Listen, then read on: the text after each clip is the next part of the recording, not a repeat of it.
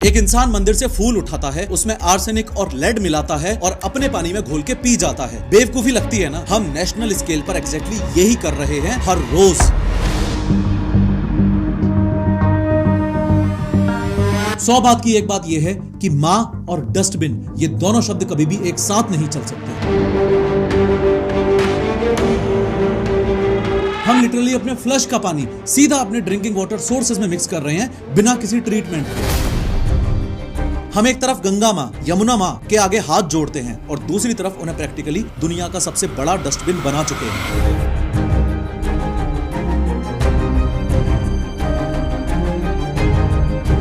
RO भी mercury और lead को कंप्लीटली नहीं निकाल पाता। तो जो मिडिल क्लास सोचती है कि मेरे पास तो आरओ है, मैं तो कंप्लीटली सेफ हूँ, वो गलत सोच रही है। ये जो सफेद सफेद झांझ दिख रहा है वो बहुत हानिकारक है शरीर के लिए। आपको थोड़ा डर है? नहीं, डर नहीं।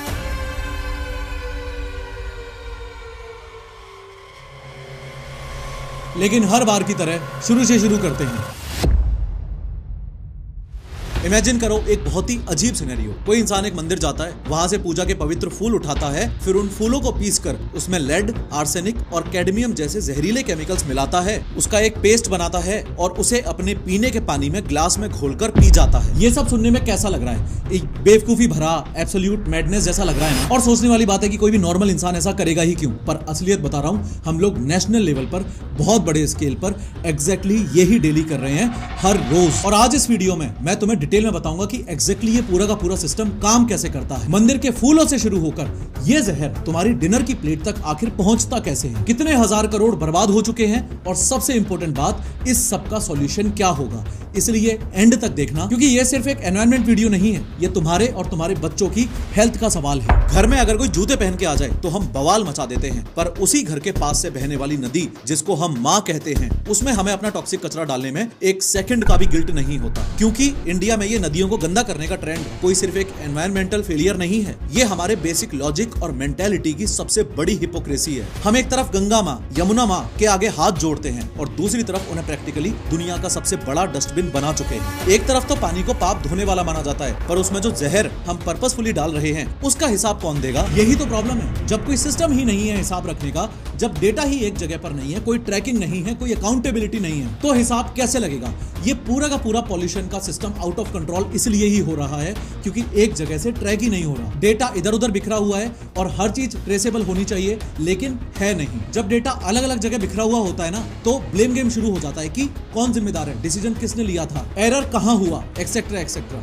इसीलिए सीरियस कंपनीज इंडिपेंडेंट और सेंट्रलाइज्ड सिस्टम्स यूज करती हैं, जैसे उडू। सो बेसिकली उडू एक all in one management software है जो एंटरप्रेन्योर्स को हेल्प करता है अपनी डेली बिजनेस एक्टिविटी सिंपल बनाने में। बिलिंग, अकाउंटिंग, प्रोजेक्ट्स, इन्वेंट्री या फिर वेबसाइट बनाना हो, सब कुछ एक ही सिस्टम के अंदर हो जाता है। उडू के प्रोजेक्ट ऐप में तुम अपना पूरा प्रोजेक्ट एक नजर में देख सकते हो, कौन सा काम चल रहा है, कौन सा अटका हुआ है और कौन सा कंप्लीट हो चुका है। तुम टास्क बना सकते हो, हर टास्क के लिए रिस्पॉन्सिबल पर्सन असाइन कर सकते हो, प्रायोरिटी, डेडलाइन और टैग्स सेट कर सकते हो और हर बड़े काम को छोटे छोटे सब टास्क के अंदर तोड़ सकते हो। टीम के साथ रियल टाइम कोलैबोरेशन होता है in the form of emails, notes, files, सब कुछ एक ही जगह पे। कॉल्स, मीटिंग्स और रिमाइंडर्स सिस्टम के अंदर ही शेड्यूल्ड होते हैं और काम देखने के भी ऑप्शंस मिलते हैं। कानबन व्यू में टास्क स्टिकी नोट्स की तरह मूव होते हैं, गैंट व्यू में पूरी टाइमलाइन दिखती है और लिस्ट व्यू में सारा डेटा सीधा एक ही जगह पे। उडू मॉडर्न बिजनेसेस की सबसे इंपॉर्टेंट नीड है। पिन कमेंट और डिस्क्रिप्शन में मैंने लिंक दे रखी है, अभी के अभी जाके चेक करो। खैर, इस बात पर ध्यान देना बहुत जरूरी है कि ये जो रिलीजियस और कल्चरल आदतें हैं, ये प्रैक्टिकली हमारी नदियों का मर्डर कैसे कर रही हैं और इसका बिल हमारी हेल्थ और हमारी इकोनॉमी को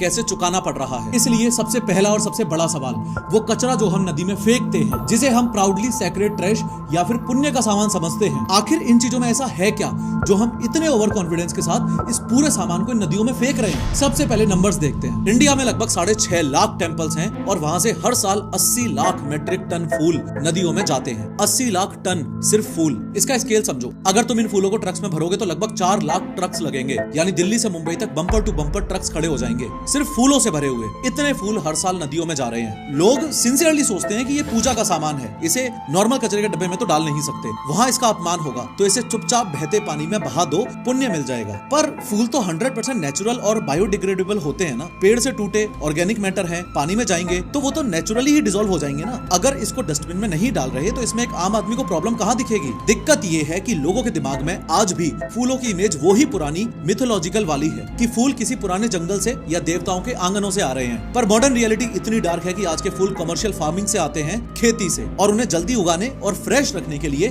मैसिव लेवल पर केमिकल्स यूज होते हैं। डेटा कहता है कि इन कमर्शियली ग्रोन फूलों पर हैवी पेस्टिसाइड्स स्प्रे होता है, जिसमें डायरेक्टली आर्सेनिक, लेड और कैडमियम होता है। तो जब हम वो 80 लाख टन फूल नदी में डालते हैं तो एक्चुअली हम हजारों टन डेडली एग्रीकल्चरल केमिकल्स पानी में डाल रहे हैं, और इससे एक बहुत ही डिस्ट्रक्टिव बायोलॉजिकल प्रोसेस शुरू होता है, जिसे साइंस की भाषा में यूट्रोफिकेशन कहते हैं। ध्यान से समझो कि यूट्रोफिकेशन एग्जैक्टली काम कैसे करता है, यानी कि नदी के अंदर ये टॉक्सिक फूल गिरने के बाद में एग्जैक्टली होता क्या है। देखो, जब इतना सारा ऑर्गेनिक मैटर और केमिकल एक साथ पानी में सड़ना शुरू होता है तो पानी के अंदर के बैक्टीरिया उन्हें खाने के लिए तेजी से मल्टीप्लाई होते हैं। उन्हें खाने के लिए ऑक्सीजन चाहिए, तो इस प्रोसेस से नदी के सरफेस पर एल्गी यानी कि काई जम जाती है। देखी भी होगी तुम लोगों ने कि बहुत मोटी डार्क ग्रीन लेयर बन जाती है। इसे एल्गल ब्लूम कहते हैं। ये लेयर इतनी डेंस होती है कि सूरज की रोशनी पानी के अंदर जाना बंद हो जाती है। इसका मतलब पानी के अंदर का पूरा इकोसिस्टम कंप्लीटली कट ऑफ हो जाता है, एकदम कट ऑफ। सरफेस ब्लॉक होने से एटमॉस्फेयर की ऑक्सीजन पानी में घुल नहीं पाती, इसलिए जो डिसॉल्व्ड ऑक्सीजन का मीटर होता है ना, वो तेजी से गिरने लगता है। और जब ऑक्सीजन खत्म होती है तो अंदर की एक्वेटिक लाइफ, मछलियां, कछुए, माइक्रो ऑर्गेनिजम्स सब घुटकर मरने लगते हैं। जो एक चलता फिरता लिविंग इकोसिस्टम था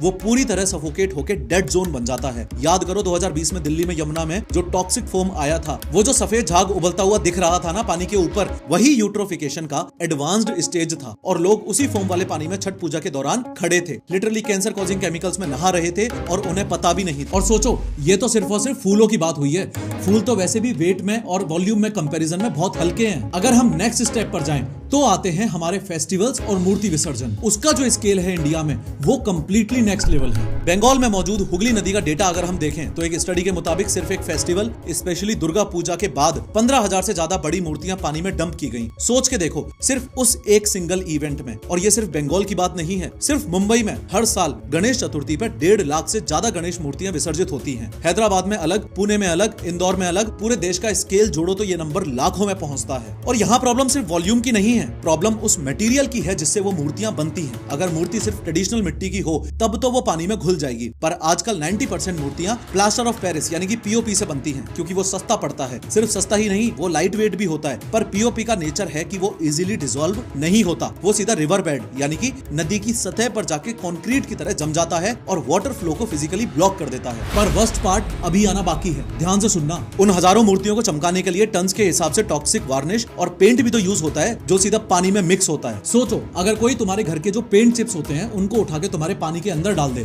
तो तुम क्या करोगे?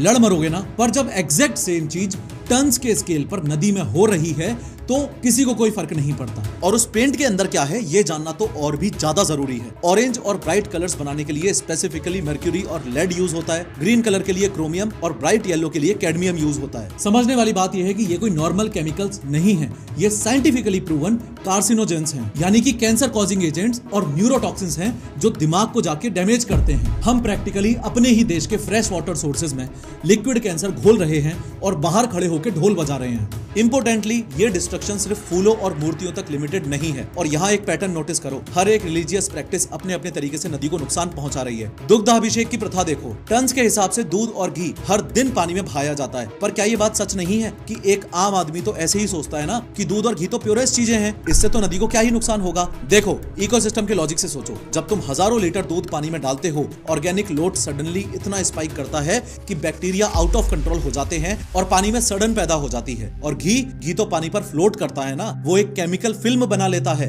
जो वापस से वही ऑक्सीजन एक्सचेंज ब्लॉक कर देता है। नदी बेचारी सांस ही नहीं ले पाती। सेम चीज सिक्कों के साथ भी है। मन्नत मांगने के लिए ट्रेन से क्रॉस करते वक्त हर किसी को पानी में सिक्का फेंकना होता है। कहा जाता है कि एंशिएंट टाइम्स में कॉपर कॉइंस होते थे जो थियोरेटिकली पानी को प्योरीफाई करते थे, पर आज जो कॉइंस हम यूज करते हैं वो कॉपर के नहीं होते, वो सस्ते एलॉयज, निकल और आयरन के हैं। जब वो डिग्रेड होते हैं तो नदी में सीधा हैवी मेटल पॉल्यूशन क्रिएट होता है। फूल में केमिकल्स हैं, मूर्तियों में पेंट है, दूध से बैक्टीरिया बढ़ता है, घी से ऑक्सीजन ब्लॉक होती है, सिक्कों से हैवी मेटल्स आते हैं, हर एक चीज अलग तरीके से, पर सबका एक ही रिजल्ट है, नदी का स्लो मर्डर। और इन सभी रिलीजियस प्रैक्टिसेस में जो सबसे डार्क और हैवी रियलिटी है, जिसके बारे में लोग बात करने से डरते हैं, वो है डेड बॉडीज और एशेज। मुझे पता है ये टॉपिक सेंसिटिव है और मैं ये किसी की आस्था को हर्ट करने के लिए नहीं बोल रहा, पर अगर सच में हम अपनी नदियों को बचाना चाहते हैं तो इस रियलिटी से भी आंखें नहीं चुरा सकते। नेशनल ग्रीन ट्रिब्यूनल ने खुद 2017 में गंगा में डेड बॉडीज डालने पर स्ट्रिक्ट ऑर्डर्स दिए थे। मतलब ये सिर्फ मेरी बात नहीं है, देश की सबसे बड़ी एनवायरनमेंट कोर्ट भी यही कह रही है। पानी में बहाए जाने वाली डेड बॉडीज और एशेज के बिना ये पिक्चर एकदम अधूरी है। सिर्फ वाराणसी का डेटा अगर लें तो वहाँ हर साल लगभग 32,000 से ज्यादा क्रीमेशंस ठीक नदी के किनारे होते हैं। कुछ रिपोर्ट्स के मुताबिक ये नंबर और भी ज्यादा है, 200 से 300 क्रीमेशंस हर रोज। राख को कंप्लीटली पानी में बहाया जाता है और एक काफी बड़ा सेक्शन है सोसाइटी का जो लकड़ी और क्रीमेशन का खर्चा अफोर्ड नहीं कर सकता,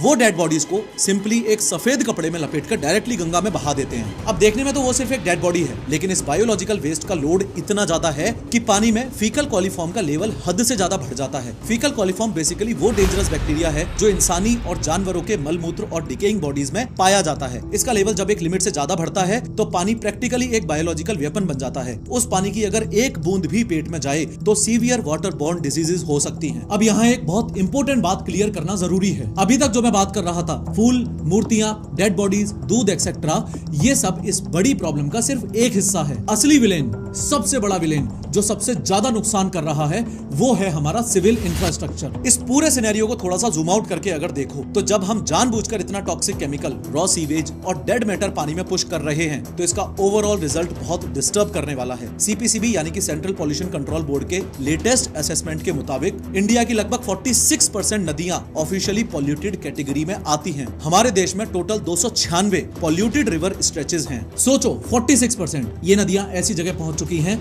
जहां नहाने की और पानी पीने की बात तो बहुत दूर है, इनके साइड में खड़े होकर सांस लेना भी हार्मफुल होता जा रहा है। और इन स्ट्रेचेस का सबसे बड़ा विलेन रॉ सीवेज, जो शहरों का कचरा निकलता है वो। मैक्सिमम टाइम गटर का पानी बिना किसी सिंगल स्टेप के ट्रीटमेंट के सीधा नदियों में डिस्चार्ज होता है और ये 70% से ज्यादा है। यानी कि हम लिटरली अपने फ्लश का पानी सीधा अपने ड्रिंकिंग वाटर सोर्स में मिक्स कर रहे हैं बिना किसी ट्रीटमेंट के। शॉकिंग है बट ग्राउंड रियलिटी यही है। अगर तुम टॉप पॉल्यूटिंग रिवर्स की लिस्ट देखो तो चेन्नई की कूवम रिवर इंडिया में ऑफिशियली नंबर 1 पे आती है in terms of pollution. CPCB के डेटा के मुताबिक उसका बीओडी लेवल 345 मिलीग्राम पर लीटर से ज्यादा है, जबकि सेफ लेवल 3 मिलीग्राम पर लीटर होता है, यानी कि 100 गुना से भी ज्यादा पॉल्यूटेड। अहमदाबाद की साबरमती सेकंड नंबर पर आती है और दिल्ली की यमुना के वो झाग वाले विजुअल्स, वो टॉक्सिक फोम्स, वो तो इंटरनेशनल न्यूज बनते ही हैं हर साल, देखा ही होगा तुमने। यमुना के अंदर दिल्ली के 20 से ज्यादा मेजर ड्रेन्स डेली अपना कचरा डंप करते हैं। और हैदराबाद की मूसी रिवर का हाल देख लो, वहाँ 90% फ्लो पानी का नहीं है, सिर्फ सीवेज का है। वो टेक्निकली अब एक नदी बची ही नहीं है, ओपन सीवर बन चुकी है। अब सोच के देखो,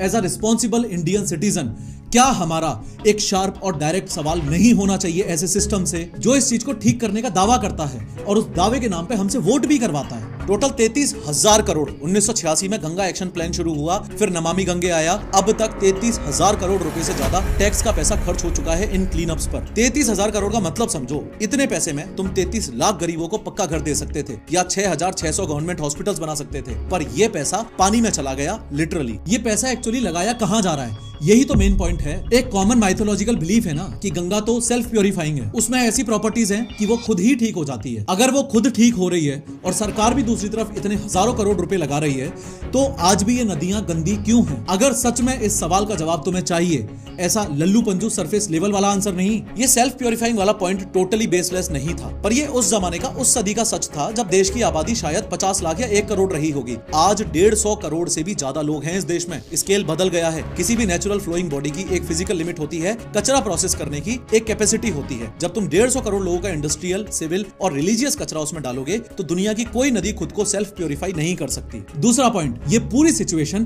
ट्रेजेडी ऑफ द कॉमन्स का एक सिंपल टेक्स्ट बुक एग्जांपल है। इसे सिंपल एग्जांपल से समझो। सोचो एक बिल्डिंग में 100 फ्लैट हैं और एक कॉमन टेरेस है। हर फ्लैट वाला सोचता है कि मेरा एक गमला रख दूं या थोड़ा सामान रख दूं तो क्या ही हो जाएगा, इतनी बड़ी टेरेस है तो सही। पर जब 100 लोगों ने अपना अपना कचरा टेरेस पे डाल दिया तो टेरेस डंप बन गया। बिल्कुल यही नदी के साथ हो रहा है। नदी एक पब्लिक प्रॉपर्टी है और हर आम आदमी सिर्फ ये सोचता है कि सिर्फ मेरे अकेले के सिक्का फेंकने से या फिर फूल फेंकने से क्या ही बिगड़ जाएगा। इतनी बड़ी नदी है तो सही, पर जब यही सवाल 150 करोड़ लोगों के दिमाग में एक साथ आता है तो ये पूरा सिस्टम ही कोलैप्स कर जाता है। दिक्कत ये है कि अपनी सोसाइटी में एक not my problem mentality set हो चुकी है। और रही बात उस 33,000 करोड़ रुपए के हिसाब की, तो वो टैक्स पेयर का पैसा, वो सरकार का पैसा, उसकी कहानी कंट्रोलर एंड ऑडिटर जनरल यानी कि सीएजी की रिपोर्ट्स बताती हैं। नमामि गंगे जैसे एम्बिशियस प्रोजेक्ट्स में बजट का बड़ा हिस्सा या तो गलत जगह खर्च हुआ या फिर प्रॉपर्ली यूटिलाइज ही नहीं हुआ। सीएजी के मुताबिक कुछ सालों में तो सिर्फ 8 पैसा ही 1 रुपए में से काम आया, बाकी 92 पैसा या तो पड़ा रहा या गलत जगह गया। और प्रॉब्लम कहां आती है मैं बताता हूं। सीवेज ट्रीटमेंट प्लांट्स यानी कि एसटीपीज बनते तो हैं, पर उनकी प्लानिंग इतनी फॉल्टी है कि अगर किसी शहर से डेली 500 मिलियन लीटर सीवेज निकल रहा है तो वहां बनने वाले एसटीपी की कैपेसिटी सिर्फ 100 मिलियन लीटर की होती है। तो सवाल तो अब ये भी है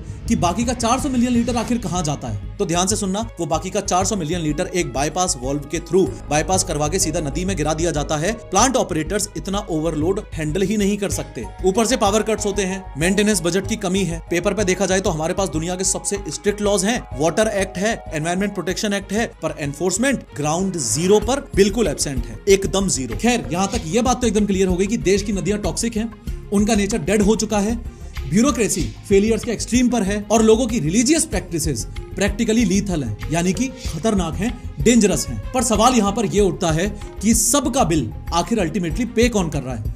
पता है इसका आंसर क्या है? इसका आंसर यह है कि हम सब मिलके इक्वली इस बिल को पे कर रहे हैं। होता यह है ना कि जब ऐसे इश्यूज हाईलाइट किए जाते हैं, सोशल मीडिया पे ये मुद्दे और बात उठाई जाती है, तो लोगों को लगता है कि हाँ, एनवायरमेंटलिस्ट हैं, रोते रहेंगे। पर जब हम एक्चुअल नंबर्स देखते हैं तो ये सारा जहर क्लियरली हर आम आदमी के घर के अंदर तक पहुंच चुका है। WHO और बाकी सोर्सेज का डेटा कहता है कि हर साल 37.7 मिलियन इंडियंस यानी कि लगभग 4 करोड़ लोग वाटर बॉर्न डिजीजेस से बीमार पड़ते हैं। ये नंबर्स बहुत ज्यादा डिस्टर्बिंग हैं, cholera, typhoid, severe diarrhoea etcetera. पर सबसे हार्ट ब्रेकिंग और गुस्से वाला स्टैटिस्टिक्स ये है कि इंडिया में हर साल 1 लाख से ज्यादा बच्चे सिर्फ और सिर्फ डायरिया जैसी प्रिवेंटेबल बीमारी से मर जाते हैं। यूनिसेफ के 2015 के डेटा के मुताबिक ये फिगर 1,17,000 था। सोचो, 1 लाख से ज्यादा बच्चे, ये इतने बच्चे हैं जितने पूरे एक शहर के अंदर होते हैं, यानी कि हर साल डायरिया से इस देश में एक पूरा का पूरा शहर ही खत्म हो रहा है। ये कोई नेचुरल डिजास्टर नहीं है, ये हमारा खुद का बनाया हुआ जहर है, क्योंकि ये पॉल्यूशन अब सिर्फ नदी तक लिमिटेड नहीं है, ये स्लोली हमारे ग्राउंड वाटर में जा रहा है और वहां से डायरेक्टली हमारे खाने में एंटर कर रहा है। बेसिकली हम अपनी डिनर प्लेट को उसी जहर से भर रहे हैं जो जहर हमने मन्नत मांगकर पानी में डंप किया था। समझो, ध्यान से समझो कि ये जो पूरी चेन बन रही है, ये food chain contamination actually practice में काम कैसे करती है। देखो, हम ह्यूमन बीइंग्स सोचते हैं कि नदी में फूल या पेंट गया, पानी बहा और कचरा मैजिकल तरीके से गायब हो गया, यानी कचरा सीधे out of sight out of mind. लोगों को लगता है पानी आगे निकल गया, मतलब सब खत्म। पर फिजिक्स कहती है matter can not be destroyed, वो गायब नहीं होता। जब तुमने मरकरी और लेड वाला पेंट या हैवी पेस्टिसाइड पानी में डाला तो वो पानी में डिसॉल्व होता है और वहां जो एल्गी या काई होती है वो स्पॉन्ज की तरह इन हैवी मेटल्स को एब्जॉर्ब कर लेती है। फिर छोटी मछलियां उस एल्गी को खाती हैं, हैवी मेटल अब उन मछलियों की बॉडी में चला गया और उन छोटी मछलियों को बड़ी मछलियां खाती हैं और एंड में वो बड़ी मछली एक इंसान की प्लेट पर सर्व होती है। अभी तो और सुनो, बायोमैग्निफिकेशन नाम के प्रोसेस के थ्रू उस टॉक्सिन का कॉन्सेंट्रेशन हजारों गुना बढ़ चुका होता है जब तक वो इंसान के पेट में जाता है। अब ये मत सोच लेना कि अगर तुम नॉन वेजिटेरियन नहीं हो तो तुम इस पूरी चेन से बाहर हो और तुम कंप्लीटली सेफ हो, क्योंकि अगर कोई नॉन वेजिटेरियन नहीं भी है तो उसके लिए भी खतरा असल में उतना ही है। खेती यानी इरिगेशन के थ्रू जो सब्जियां हम खा रहे हैं, जिसे हम इरिगेशन कहते हैं, वो एक्चुअली है क्या? यमुना या गंगा का वही टॉक्सिक अनट्रीटेड सीवेज वाला पानी खेतों में पंप किया जा रहा है ना, फसल उगाने के लिए। और ये सिर्फ फिश और सब्जी की बात नहीं है, जो पानी ग्राउंड में सीप रहा है उसी से तुम्हारे घर का बोरिंग या ट्यूबवेल चलता है। यानी कि तुम फिल्टर लगाओ या ना लगाओ, हैवी मेटल्स को फिल्टर से निकालना आसान नहीं है। आरओ भी मरकरी और लेड को कंप्लीटली नहीं निकाल पाता। तो जो मिडिल क्लास सोचती है कि मेरे पास तो आरओ है, मैं तो कंप्लीटली सेफ हूं, वो गलत सोच रही है। हरियाणा के कई एग्रीकल्चरल हिस्सों में अब ऑफिशियली कैंसर विलेजेस डेवलप हो गए हैं। कैसा अजीब सा शब्द है ना, कैंसर विलेजेस। वहां हर दूसरे घर में एक कैंसर पेशेंट लेटा हुआ है और इसका पूरा क्रेडिट जाता है उस ग्राउंड वाटर को जिसमें तुम्हारा इंडस्ट्रियल सीवेज घुलकर कॉकटेल बन चुका है। पंजाब के भटिंडा डिस्ट्रिक्ट में एक ट्रेन चलती है जिसे लोग कैंसर ट्रेन कहते हैं, क्योंकि हर रोज उस ट्रेन में डजन्स कैंसर पेशेंट्स बीकानेर के हॉस्पिटल जाते हैं ट्रीटमेंट के लिए। इतने पेशेंट्स की वजह से उस रूट पे चलने वाली ट्रेन का नाम ही कैंसर ट्रेन पड़ गया। ये कोई कहानी नहीं है, ये डॉक्यूमेंटेड रियलिटी है। यकीन नहीं आता तो दिल्ली और कानपुर के आसपास का डेटा उठा के देख लो, आंखें खुल जाएंगी। वहां जो तुम बड़े मजे से पालक, धनिया और मेथी खाते हो ना, उनमें हैवी मेटल्स का कॉन्सेंट्रेशन लिमिट से 2 से 5 गुना ज्यादा है। ये वही चीज है जो किसी ने मंदिर में से निकालकर बाहर नदी में फेंकी थी। वही घूम फिर कर अब तुम्हारी और मेरी किडनी और लिवर में स्टोर हो रहा है कर्मा रिटर्न्स। हेल्थ के साथ साथ जो इकोनॉमिक डिजास्टर हमने क्रिएट किया है, उसका मेजरमेंट कभी दिमाग में आया है क्या? वर्ल्ड बैंक का क्लियर असेसमेंट है कि वाटर पॉल्यूशन की वजह वजह से इंडिया हर साल अपने जीडीपी का लगभग 3% लूज कर देता है। और अगर पूरा एनवायरमेंटल डिग्रेडेशन देखो, एयर पोल्यूशन, वाटर पोल्यूशन सब मिला के, तो ये फिगर 6% तक पहुंच जाता है। टोटल एनवायरमेंटल डिग्रेडेशन का एग्जैक्ट डॉलर वैल्यू निकालें तो वो बनता है करीब $80 बिलियन, यानी लगभग 3.5 लाख करोड़ रुपए का नुकसान है हर साल। 73 मिलियन वर्किंग डेज, ये कोई छोटा नंबर नहीं है। इतने दिन वेस्ट हो जाते हैं क्योंकि तुम्हारी वर्कफोर्स या तो हॉस्पिटल में लेटी है या फिर बीमार है। और ये इकोनॉमिक हेमरेज एक टेरिफाइंग फ्यूचर की तरफ इशारा कर रहा है, वाटर स्कैरसिटी का वो फ्यूचर जिसके बारे में लोग आज के दिन अभी उतने अवेयर ही नहीं है। 1951 में इंडिपेंडेंस के ठीक बाद इंडिया में per capita water availability 5177 cubic metres थी। 2021 आते आते ये फिगर क्रैश करके सिर्फ 1486 क्यूबिक मीटर्स रह गया है। एक मैसिव 71% का ड्रॉप आया है। इसका मतलब सिंपल भाषा में समझो, 1951 में हर इंडियन के पास इतना पानी था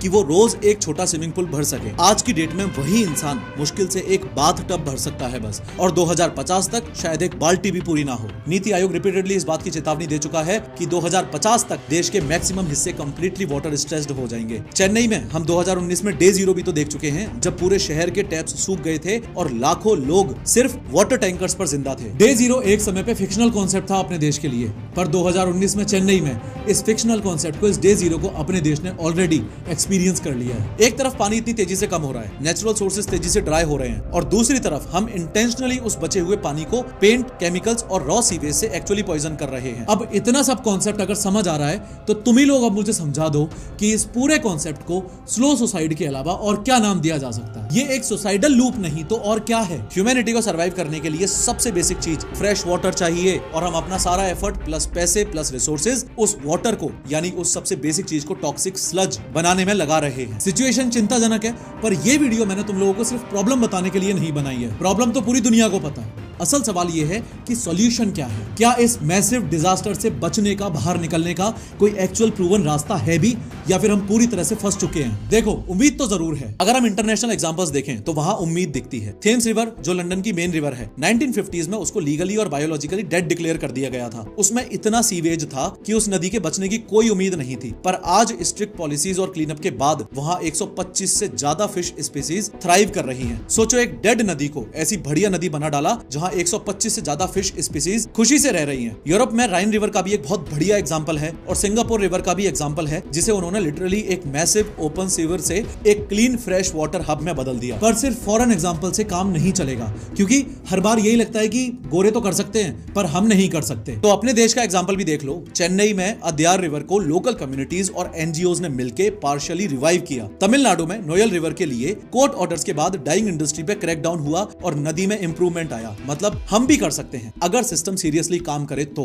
पर ये एग्जांपल्स देख के ये बात भी दिमाग में रखना कि वहां गवर्नमेंट ने simply zero tolerance policies enforce की और रिजल्ट सामने थे। पर जब बात इंडिया की आती है ना, तो मैटर इतना सिंपल नहीं है। यहाँ पॉल्यूशन सिर्फ इंडस्ट्रियल ग्रीड का नहीं है। सरकार इंडस्ट्रियल वेस्ट जो नदी में गिरता है उस पर तो देखो फिर भी रोक लगाने की पावर रखती है, पर सरकार एक चीज पे बैन नहीं लगा सकती, वरना वोट्स चले जाएंगे। जो रिलीजियस कचरा नदी में डाला जाता है उसके खिलाफ सरकार कभी नहीं बोलती है। पर्सनली मेरे लिए सबसे बड़ी चिंता की बात यह है कि गोरे लोगों ने तो अपनी नदियां साफ कर ली होंगी क्योंकि उनके सिर्फ टेक्निकल प्रॉब्लम्स होंगी, उन्होंने लॉज बनाए और ठीक हो गया। पर हमारी प्रॉब्लम डीपली साइकोलॉजिकल और रिलीजियस कंडीशनिंग की है। एक आम इंसान की हजारों साल पुरानी आदत है। देखो, यहाँ अपने देश में माइंडसेट में कंप्लीटली शिफ्ट लाना पॉसिबल नहीं है, और जल्दी तो बिल्कुल भी नहीं है। सच कहूं तो ये जो स्ट्रिक्ट लॉज वाले एग्जांपल्स हैं, ये सारी जो बातें हैं, ये फॉरेन एग्जांपल्स में ही ठीक लगते हैं। पर समाधान है, माइंड शिफ्ट्स होते हैं, पर कब? जब लोगों को एक लॉजिकली और इमोशनली एक्सेप्टेबल ऑल्टरनेटिव मिलता है। प्रॉब्लम आम आदमी की इंटेंशन की नहीं है। एक डिवाउट आम आदमी, यानी हद से ज्यादा रिलीजियस आम आदमी सच में इस देश में नदी को मां मानता है। उसको अपने पूजा के फूल या मूर्तियां म्युनिसिपल कचरे के डब्बे में डालने में एक्सट्रीम गिल्ट फील होता है। प्रॉब्लम लैक ऑफ ऑल्टरनेटिव्स की है। इसका सबसे ब्रिलियंट एग्जांपल है ऐसे स्टार्टअप या कंपनीज जो मंदिरों से डायरेक्टली ही फूल ले लेते हैं। इनको समझ आया कि मंदिर के पुजारी और आम लोग डायरेक्टली पूजा के फूल कचरे वाले को नहीं देंगे, तो उन्होंने उन्हें कन्विंस किया कि आप ये सेक्रेड फूल हमें दीजिए, हम इन्हें प्योर तरीके से रिसाइकिल करेंगे।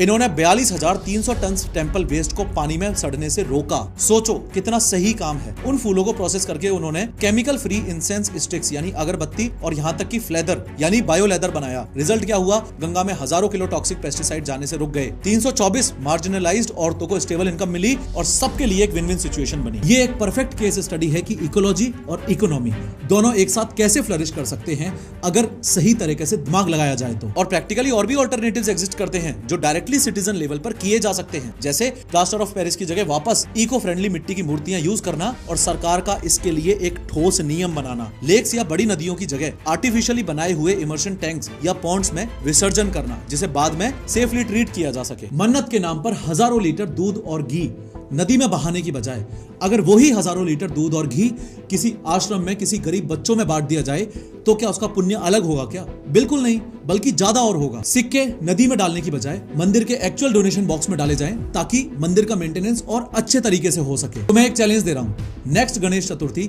या नेक्स्ट फेस्टिवल पर एक एक्सपेरिमेंट करो। एक इको फ्रेंडली मिट्टी की मूर्ति लाओ और देखो कि डिसॉल्व होने में कितना टाइम लग रहा है, वर्सेस एक पीओपी वाली मूर्ति लाओ और देखो कितना टाइम लग रहा है। तुम्हें खुद समझ आ जाएगा कि कौन सी मूर्ति सच में नदी की रिस्पेक्ट करती है और कौन सी मूर्ति सच में नदी का मर्डर करती है। सॉल्यूशंस कंप्लीटली प्रैक्टिकल हैं और सबसे बड़ी बात हमारे हाथ में ही है। सिर्फ एक फंडामेंटल ट्रुथ को एक्सेप्ट करना है हमें। जब ऑल्टरनेटिव रिस्पेक्टेबल होता है तब लोग अपनी पुरानी हैबिट चेंज करने के लिए तैयार हो जाते हैं। हमें इस प्रॉब्लम को सिर्फ इमोशन या मिथ से निकालकर एक्चुअल बायोलॉजी और फिजिक्स के पॉइंट ऑफ व्यू से देखना होगा। 100 बात की एक बात यह है कि माँ और डस्टबिन ये दोनों शब्द कभी भी एक साथ नहीं चल सकते। एक तरफ हम फूलों के जरिए पेस्टिसाइड्स डालते हैं, फेस्टिवल्स के नाम पर टॉक्सिक कलर्स और हैवी मेटल्स डंप करते हैं, दूसरी तरफ हमारा इंफ्रास्ट्रक्चर फेल हो रहा है। 33,000 करोड़ रुपए पानी की तरह बहा दिए गए हैं पर 70% से ज्यादा सीवेज बिना ट्रीट किए डायरेक्ट हमारी ड्रिंकिंग सप्लाई में मिल रहा है। इस हिपोक्रेसी का अल्टीमेट प्राइस हमारी खुद की हेल्थ दे रही है। कैंसर विलेजेस प्लस 1 लाख से ज्यादा बच्चों की मौत हर साल प्लस एक श्रिंकिंग वाटर सप्लाई जो 2050 तक हमें डायरेक्टली खत्म कर देगी। सबसे कड़वी सच्चाई ये है कि हम बचे हुए पानी को